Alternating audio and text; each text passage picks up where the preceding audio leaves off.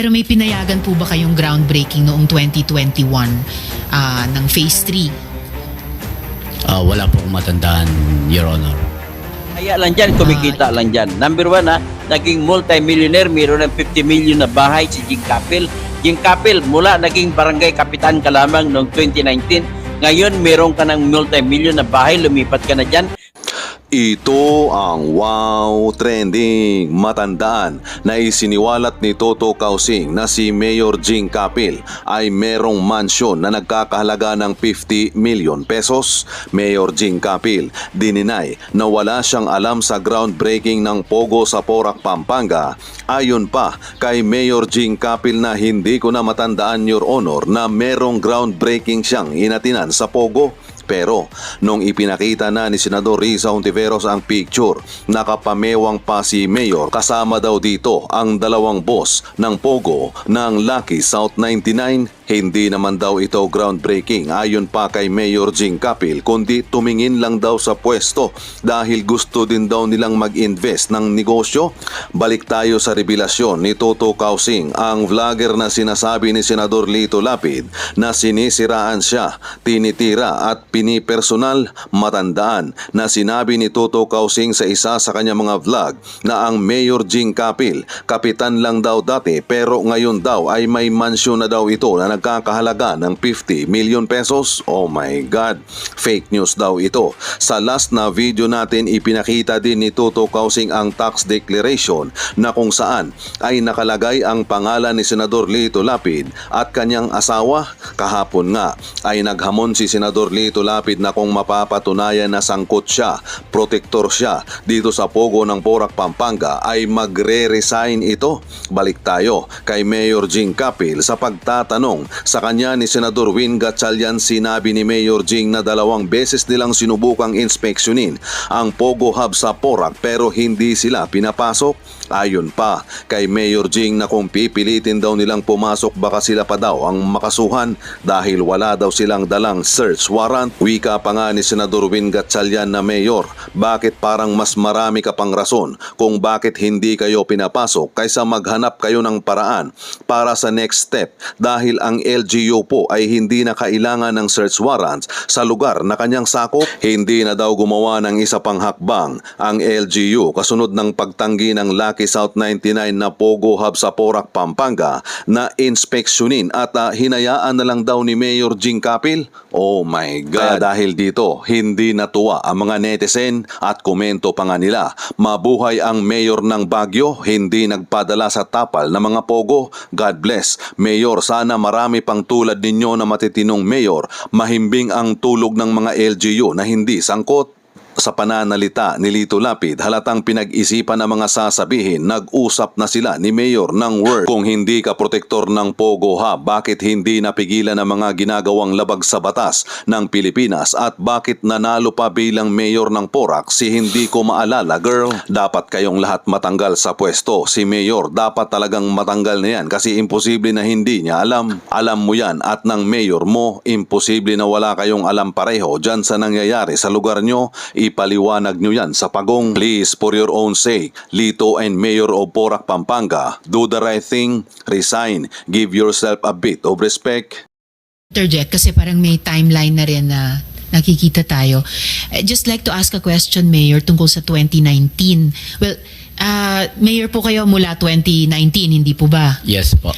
Okay po. Tapos nag-groundbreaking po yung Phase 3 ng Lucky South 99 noong 2021. Tama po? Groundbreaking ng Phase 3 noong 2021. Hindi ko po alam kasi hindi po kami nasabihan ng groundbreaking, kung may groundbreaking man sila. Pero yun po yung may photo po ng groundbreaking, and kung hindi po ako nagkakamali, nandun po kayo ng groundbreaking. Ang gusto ko po itanong, nung 2021 kasi nasa ilalim po tayo ng ECQ, so bakit po napayagan yung groundbreaking? Your Honor, hindi ko, kung makita ko po siguro yung picture, as far as my recollection, wala po akong alam na pumunta po ako sa groundbreaking sa kanila. Pero may Ewan ko lang pinay- po baka Pero may pinayagan po ba kayong groundbreaking noong 2021 ng Phase 3? wala po akong matandaan, Your Honor. Itanong ko na lang po sa inyo ulit, baka mamaya ng konti. Sige po. Salamat, Mayor. Salamat, Sen. Sherwin. Thank you po. In line with that, dahil na buksan ng ating chairman yung pandemic at na mention rin to ni Dr. Casio, may papakita ho kaming this one. Okay, yung video natin. Yeah, just this one na lang. Just this one. Yung mga buildings doon, nag-umpisa, can you show it? Ito? Can you show it? Oo. Oo. Hindi. Ito.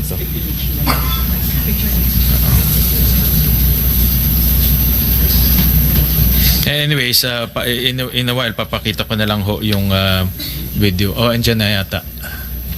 Meron ho kasi kaming nakuhang, alam niyo ang Google medyo advanced na ngayon. So you get the timeline. Nakita namin nag-umpisa yung construction ng 2019. Tapos may mga buildings, pakita na lang ng staff namin. Yung 2020,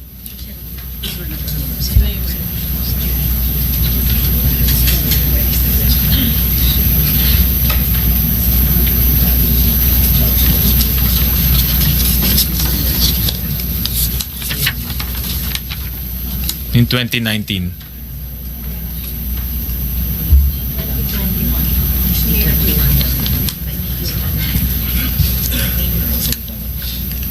Your Honor, if I may po,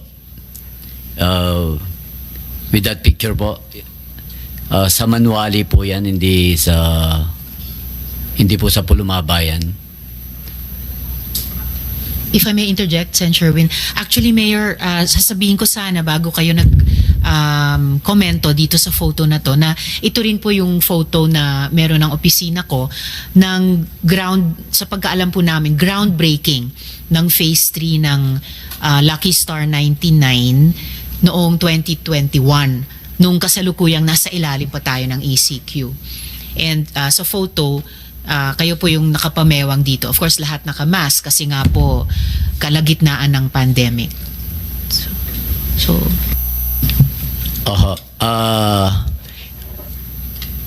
Actually, hindi po siya groundbreaking.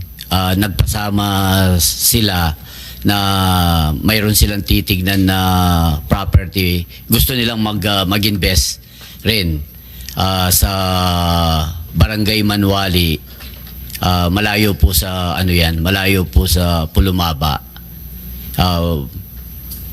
If you want, we can take you there po. Hindi po yung groundbreaking yan sa Pogo Hub doon, Madam Chair.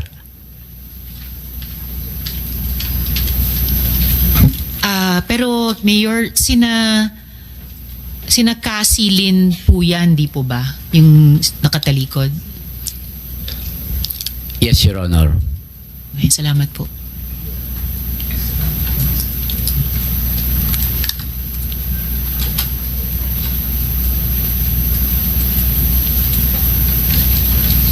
Can you show itong, okay. Medyo may yan. And Sen. Sherwin, sorry, pahabol lang. And Mayor, yung lalaki namang nakaitim, siya po si Wood Warren. Mr. Wu ang pagkilala po sa amin. Mr. Wu ang pagkapakilala sa inyo. Yung first name niya po, hindi ko alam. Ayun, tama. Wu Duaren. Wu Duaren. So, pagkapakilala nga sa inyo, Mr. Wu. Apo. Okay. Sa pagkaalam po namin, siya nga si Wu Duaren. So, at sila pong dalawa, si Cassie Leong at si Wu Duaren, sila po yung itinanong ko sa inyo kanina na mga pogo bosses. So, yun po. Salamat po. Salamat, Sen. Sherwin. Thank you, Madam Chair. So, pakita lang namin yan. 2019, ganyan po yung itsura niyan. And then, March of 2019, December of 2019, may mga nakatayo na, nagko-construct. And then, February of 2020, hindi pa ito nag-ECQ. Pero, halos matatapos na. And then the next nakuha namin time lapse is October of 2021. tapos na pati yung phase 3. So in other words, o patapos na. So in other words, from February of 2020, nag-March kasi yung lockdown eh. March yung lockdown. Tapos on and off tayo, kung matatandaan nyo, on and off tayo. 2021, nasa ECQ pa rin, limited ang construction. But in this particular case, nakita rin namin na even during the pandemic, tuloy-tuloy yung construction nila. Actually, the same rin yan nakita namin sa Bamban. We showed you the time lapse. So, in other words, Mayor, alam niyo ba na nagko-construct sila during the pandemic time o pinayagan niyo sila mag-construct during the pandemic time? During pandemic po, dahil napaka-busy natin lahat sa pagsiserve po sa ating mga kababayan, affected. Lahat naman po tayo affected by the pandemic. Honestly, hindi na po kami nakakapunta. Ang location po, ang geographic location po ng Pulumaba, hindi ka talaga dadaan ng Porac. Angeles po ang magiging daan mo, Mr. Chair. Kaya kung di mo pagsasadya ng Angeles, hindi ka talaga makakapunta sa area. Wala pong daan yan from Porac going to that area. And up to now, ganun po ang sitwasyon dyan po. Pero siyempre humingi sila sa inyo ng permit, lalo na yung barangay siguro. Kung sinasabi niyo hindi niyo namalayan, sigurado ako yung barangay mamamalayan yan. Dahil barangay captain yun eh. Ang barangay po kasi ng Pulumaba is a dissolved barangay. Wala pong nakakasakop na barangay dyan. Dissolved barangay. Wala pong nakakasakop na barangay dyan. Kaya talagang ibang klase po talaga ang Pogo po sa Pulumaba. Wala siyang barangay. Ang entry-exit niya po sa Angeles. Wala kaming entry-exit sa Porac. Kaya ang totoo, yung mga kababayan ko, hindi man sila aware dyan. Kaya yung construction po nung pandemic, talagang naitago rin po sa amin, Mr. Chair. Sinasabi niyo, Mayor, paki-flash nga ulit, walang barangay na nakakasakop dyan? Walang punong barangay na... Walang punong barangay po na nakakasakop dyan. Dyan sa lugar na yan? Opo, Mr. Chair, wala po. Parang kakaiba yan. Parang ngayon lang ako nakakita sa buong Pilipinas na may lugar na walang barangay jurisdiction. Opo. Actually, yung income din nila sa province, naka-hold dahil wala po silang mabigyan ng share. Wala dun sa quarry po. May quarry po kasi dyan sa Pulumaba. Naka-hold yung quarry shares nila dahil hindi nila alam din kung kanino barangay nila po ibibigay. Extraordinary po ang situation dyan dahil Porac nga po siya, we admit it's on our territorial jurisdiction, pero yung geographic location po niya kakaiba talaga dahil pagsasadyain mo po siya, ang entry-exit mo Angeles, walang entry-exit po ng Porac. Pero more Mr. so, Chair. akong tatanungin, Mayor, more so na dapat tayo maging mas alerto at alisto dyan sa area dahil wala ka ng kapitan, hindi mo pa makita, nabigyan ng building permit. Diba? Parang kung akong tatanungin, dapat mas mapagmasid tayo dyan sa area yan. Mas alerto tayo sa mga nangyayari dyan. Yung opinion ko yun dahil alam naman natin na meron tayong in-issue na business permit, meron tayong in-issue na building permit, alam natin na 47 buildings ang itatayo, at alam rin natin na naka-ECQ at may pandemya pa at that time. So, parang mahirap tanggapin na biglang parang kabuti na lang siya na lumabas dyan na walang nakakaalam. No? So, that's my opinion and analysis of kung anong nangyari. At babalikan ko lang kanina, no? Meron kayong, nasabi nyo kanina na meron kayong inspection ng August 22, 2003. Tama po ba, Mayor? Opo, Your Honor. And May 3, 2024? Yes po. Oo. And then, ano nangyari ho nung August 22, 2023? Nung August 2023, wala naman pong nakitang any criminal activities doon po. Same with May 3, 2024. Nakita ko yung ano nyo na itong may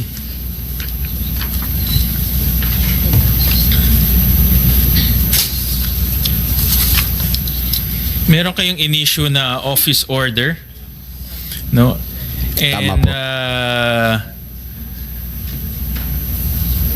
na para mo mag-inspect, ito yung August 22, 2023, and joint inspection team of all barangays, tama po ba? Tama po. Anong kasi isang page lang to, no? So meron kayong composite team na pumunta doon? Yes po, nung August 2023, kasama po yung team namin sa munisipyo, composing of the mayor's office, the engineering, the Menro, at kasama rin po ang PNP ng Porac. So may kasamang PNP doon. Kasama po, nandyan po sa picture Okay. And namin. anong objective nitong inspection team? Bakit kayo nag-issue ng ganito? Upon the request po ng PNP chief para masamahan po sila sa area. I believe bago yata yung COP namin doon para makita niya yung area, considering po talaga na ang area ng Pogo Hub ay entry-exit nga, sabi ko nga po, sa Hangidesya. Hindi talaga sa Porac. So hindi nyo i-inspect dito yung Pogo Hub? Sen. Sherwin, if I may just interject, nagpapaalam po ang PAOK na mauna na munang umalis. Si Yusek Cruz. Kayong lahat, pero may iwan po si Yusek Cruz. No, ma'am. Oh. We apologize. We have a Alright. meeting, ma'am. Okay, the USEC will remain. I have to leave together with DOJ Yakat, ma'am. We have another meeting for the filing of the cases against Lucky South this week. So good luck po sa meeting and salamat sa inyong pagdalo, and it's good Yusek Cruz will be staying on. Salamat, sir. Salamat, Sen. Sherwin. Pabalikan ko lang, Mayor, ang objective ba ho dito ay yung pero nakasulat dito, you are hereby ordered to immediately conduct an inspection of the reported operation of Lucky South 99 Outsourcing Incorporated located in Pulong Maba, Santa Cruz, Porac. So may target kayo. Gusto nyong i-inspect itong Lucky South 99. The PNP is requesting assistance to conduct an inspection of the said establishment and so on. So meron kayong target na i-inspect. Tama? Itong Lucky South 99. Opo, yes, Your Honor. Okay. At meron kayong pulis na kasama. Meron po. Okay. And anong naging resulta nitong inspection? With limited access po, so far wala naman pong nakitang any criminal acts or any violence doon sa area. Parang business as usual lang po. Diba, narinig ko doon sa provincial government hearing na hindi kayo pinapasok hanggang sa labas lang kayo. Itong inspection team? I-correct ko lang po yung hindi pinapasok. Pinapasok po kami hanggang doon lang sa guardhouse.